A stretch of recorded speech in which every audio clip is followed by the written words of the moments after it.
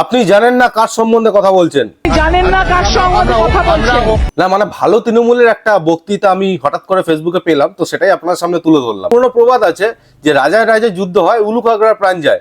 আজকে বনিকে দেখে আমার সেই উলুখাগড়া মনে হচ্ছে, আর কাকলি ঘোষ দস্তিদারকে দেখে আমার সেই রাজা মনে হচ্ছে। মনে পড়ে দিনটা, কাকলি ঘোষ দস্তিদার অ্যাকচুয়ালি ভালো তৃণমূল, বিজেপির অগ্নিমিত্রা পালকে একদিনকে এবিপি আনন্দের একটা লাইভ কোনো পারফরমেন্সে বা লাইভ একটা শোতে এরকমই একটা ভাষায় অপমান করেছিল। রাজনীতিতে তুমি যদি পাল্টি মারতে না জানো, তুমি যদি দূরে সরিয়ে দিতে না জানো, আবার কাছে টেনে নিতে না জানো, তাহলে রাজনীতিতে যাওয়া তোমার বেকার, কোনো ভবিষ্যৎ নেই। আর এদিকে বনিকে দেখো, কোমরে দড়ি বেঁধে হাফ প্যান্ট পরিয়ে ওকে পুলিশ নিয়ে যাচ্ছে।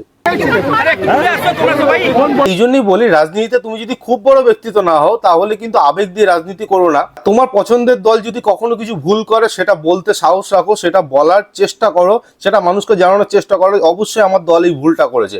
আবার ঠিক তেমনই কোনো ভালো কাজ করলে সেটাও প্রশংসা করো মানুষের সামনে। তবেই কিন্তু আমার মনে হয় তুমি একজন সৎ রাজনীতিবিদ হিসাবে ভবিষ্যতে পরিচয় পাবে।